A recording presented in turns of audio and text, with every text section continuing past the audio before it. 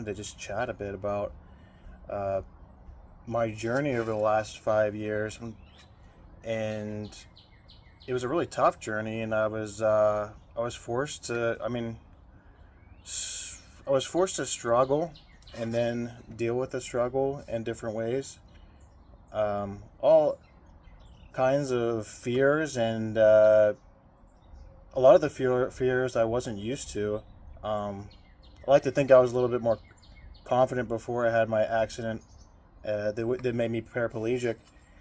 And recently, I feel like I've sort of overcome this barrier in a way, but I also haven't really pushed myself too far.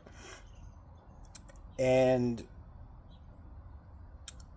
some of the fears that I want to talk about, realistic and non-realistic. I was threatened at times by people to not tell my story or to the police and maybe even the public. They weren't really specific with me, but um, because of how I was drugged with PCP, the guys, they didn't really want me to tell people about what had happened, and they still probably don't. But I'm kind of just gonna do it anyway, because you just kind of have to live with that, and you can't have that fear of repercussion really, because realistically, I don't really see that there being any repercussions anytime soon. And that was a fear of mine. I didn't really want to go out in public. I didn't really want to see people too much, and uh, I also was kind of really introverted for a while. Even around my family, I was kind of introverted around my sister and my my mom and dad. I'm not sure when it was, and I really started to feel more like myself again. But that was whenever I really started doing the best. I started feeling like myself again. My energy levels improved. It was kind of a combination of working out more, getting out more. I was doing physical therapy, and I started to be myself more. I started to make jokes more. I started to get really passionate about investing, and so I found this sort of purpose in investing self, and a lot of other philosophies in the past that sort of excited me. A new way to look at things. Investing was really an eye opener for me. How I got to see a lot of other businessmen's mindsets through books, like the Intelligent Investor and A Random Walk Down Wall Street. I really like that one. And there's a bunch of other there's tons of different investing books, but that really just kind of opened my eyes to the possibilities, to sort of help get myself out of the situation that I was in. And it wasn't like you had to work this 9 to 5, and sort of eat away at your time to get into a way of feeling good about yourself. So the investing helped. I have been making decent money over the past year and investing, and so I'm hoping that sort of brings some opportunities towards me. But back to what I was saying, the investing and the thirst for knowledge, that really helped me sort of heighten my perception on things at the time. The improvement of the mindset, really, the thirst for knowledge was really important. It was just like creating a need for yourself to improve your lifestyle, and that's what was really important for me, was to find something, an outlet to sort of start growing. And that was it right there. That was a big start. I spent like a full year or more engulfed in investing books and all kinds of different concepts. And this really isn't about investing, but it's more about finding yourself, really. And then I went from investing into well, I was also gaming at the time a lot. Gaming and content creation, sort of. I was gaming while I was doing investing and stuff like that, and I really was comfortable with myself when I was gaming. It sort of reminded me back whenever I was playing soccer, and I was really good at it. I was really good at soccer, and it was sort of created like a comfortable space where I could um, feel like myself again. Feel like my competitive self, and uh, and that also, that passion that was in my life. I really want to cultivate that passion in other ways too, because uh, I still do love to game and create content. But really, the most helpful part about it wasn't just the gaming itself. It was really feeling like myself again, and the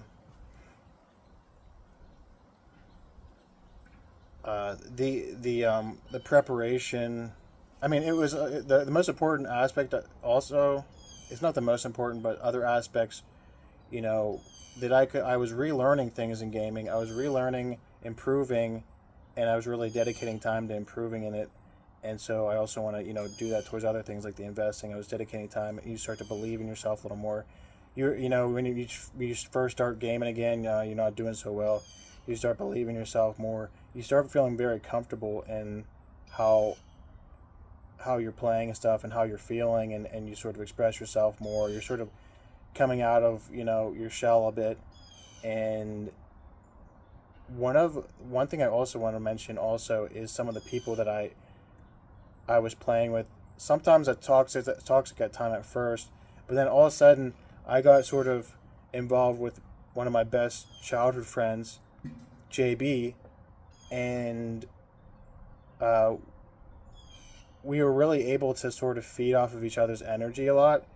And so I always love whenever he wants to get on a game, because I know he brings an energy to things. He always his secret weapon is creating some laughter, and what he kind of reminded me to, which was kind of like a very alpha mindset, was that he didn't care about the context of his humor. Really, he didn't care how he pushes the envelope with humor. um, and and he sort of helped me sort of come out of that shell too, in the context of you know pushing the envelope of what could and cannot be said on and you sort of explore that in gaming. That's how it is. You're online with your friends. You say whatever you feel like saying, and so once you get that ball rolling and you start really living in the moment and saying whatever it is you feel like saying, uh, that is really the progression to being like yourself, really. And so him coming back into the scene, and me having someone like that, that I could turn to no matter what it is. We're gaming, we're out at the restaurant, we're making each other laugh so hard that we can barely even be around each other. And so uh, I'm laughing right now. I'm sort of just tapping into that right now, about some of I can't even I can't even say a lot of stuff that he would say to make me laugh, but it's more than just what he's saying, but he's just really being true to himself. And I wasn't really being true to myself, especially around some of the toxic people that I was gaming with. And so I was being very reserved, and that's just kind of not who I am. Anybody that's been around me when I'm really being myself, I'm not reserved at all. And I'm kind of just going after it, and sort of there's just no limit to that. And sort of right now, I'm sort of saying sort of a lot, but I'm trying to get towards being like that all the time. But whenever you aren't, I'm not gaming all the time, so I'm not going to be like that all the time. Or I'm not talking all the time, so I'm not going to be like that all the time too. But trying to express. Right now, I've been expressing a lot through lyrics and stuff like that. Um, but I want to get towards being more, being myself, but being who I want to be, but also accepting that who I want to be is inside me right now, and I just have to bring that out. And so I feel like this should be the maybe like the biggest premise of this is just being, instead of thinking about what's the right thing you should be saying, because you're kind of like looking at, well, is this the right thing to say in front of these people? And so when I'm streaming, I want to I want to not worry about that, you know. And so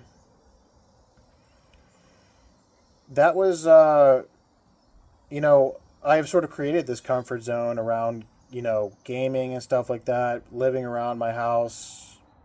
There's not a lot of external factors that really uh, limit the way that I can be me. And you'll sort of deal with those external factors whenever you're, you know, out doing whatever, socializing, whatever. There's external factors, you know. There's social groups that really aren't going to support you being your full self, you know. So uh, there are those things that sort of limit you from being your true potential. And honestly, if people are limiting your full potential, you probably, you know, rethink, you know, who exactly. Maybe you don't spend as much time with them. You don't have to, you know, turn your back on people, but don't spend as much time with them, and sort of see, you know, where you can grow to be. And yeah, I think what else can I elaborate with that? Truly being,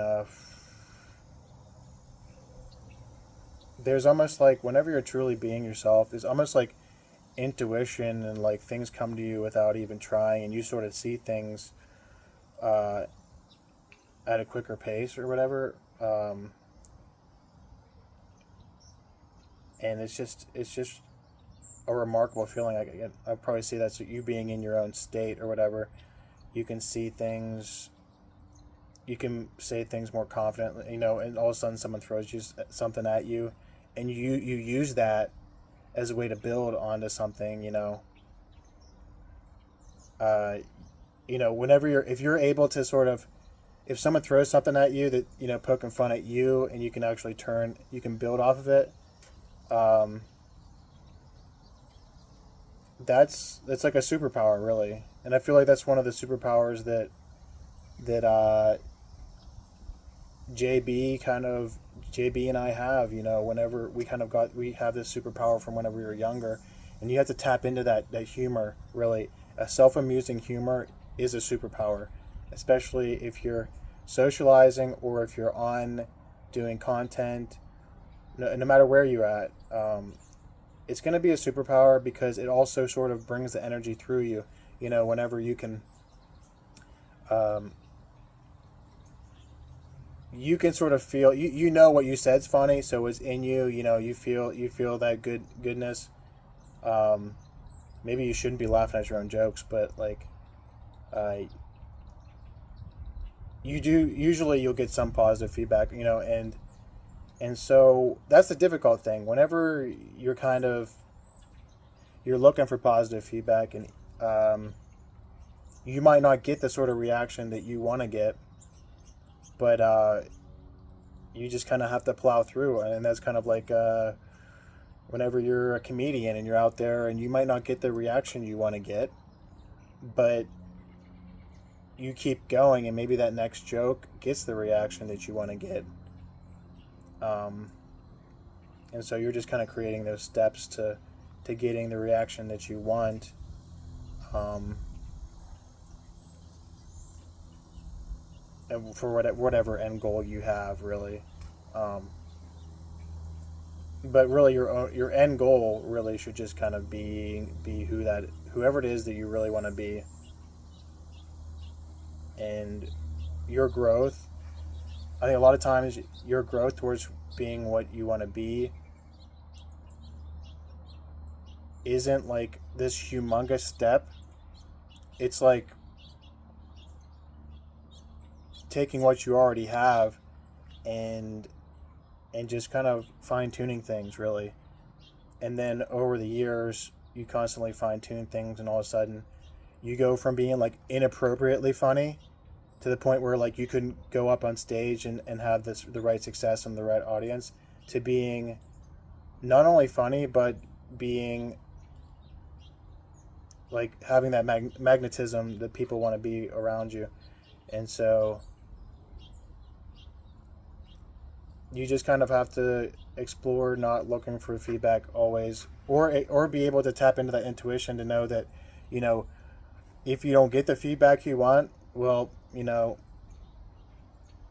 it doesn't really matter that much. I'm on to the next thing. I'm on to the next thing. You know, it's always just moving forward, really, with that sort of stuff too. Um,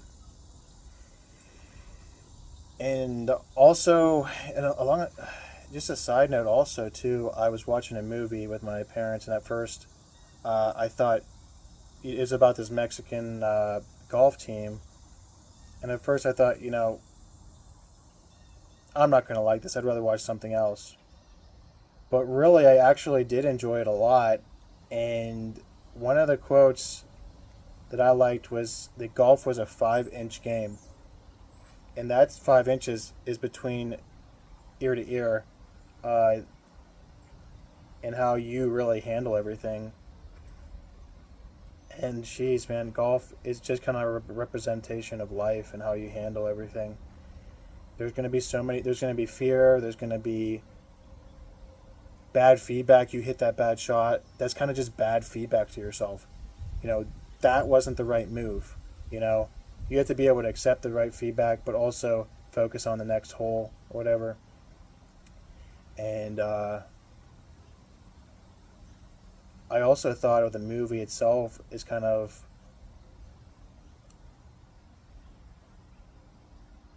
you're going to see yourself in movies and certain characters, and I was kind of hoping to myself as being like one of these characters that are doing their first movie. These guys are doing their first movie. They're playing a Mexican golf player, and the coach, I forget what the guy's name is, but he's a very famous actor, and he was the coach, and probably one of the people that kind of sell the movie, really. So this coach did not have some amazing role in the movie. It was actually all the golfers and other characters that kind of shined in the movie, and he let them shine. And it's kind of, to me, it almost seemed like a passing of the torch, really. It was like, this guy, he's this actor, he's 70 some years old, probably, maybe even more than that. Um, he can sell the movie by just his name, and these other people, these other new actors, are actually more exciting and bringing more to the table than this guy that's selling the movie, really. And he's okay with that, and I'm sure he probably even knows that, and he knows that he's really a vessel to help these actors reach their goals. And honestly, it's kind of crazy because he's teaching these Mexican players how to play golf at a higher level, and he's probably also teaching them how to act at a higher level too. And the mentorship there, I mean, it's got to be an amazing feeling to be a mentor, to reach that level where your name kind of sells yourself is awesome. And obviously you kind of probably, some people, ride their, coattails in that way and sort of lose their own uh, maybe not always, but a lot of people sometimes will lose themselves in a way, and not be an amazing actor anymore. I'm not saying he didn't do a great job. He did a good job in the movie and everything, but it's just, these guys, they're just doing it, and it's, I've never seen any of those actors before, but they did their job. They were, and sort of, it was congruent to the movie and everything like that. And so I just feel like, I might not be a public speaker. I might not be, uh, you know, a musician yet, or an entertainer, super, like amazing content creator. But I really think that this is just kind of like the first step in,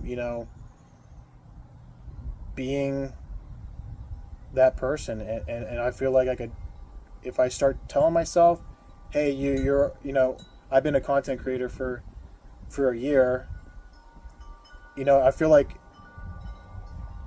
I never really doubted myself, from being a content creator.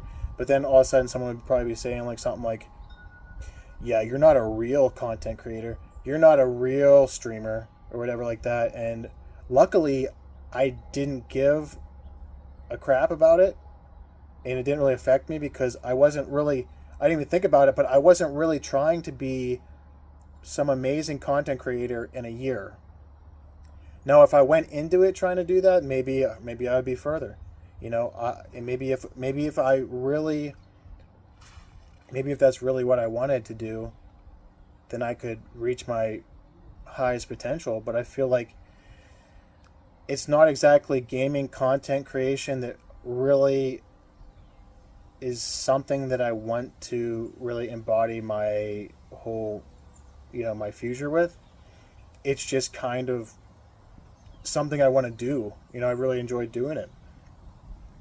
Even if I had 5 people watching, and sort of my my streaming, I had a lot of people watching first on, because I guess TikTok, they gave me a lot of viewers.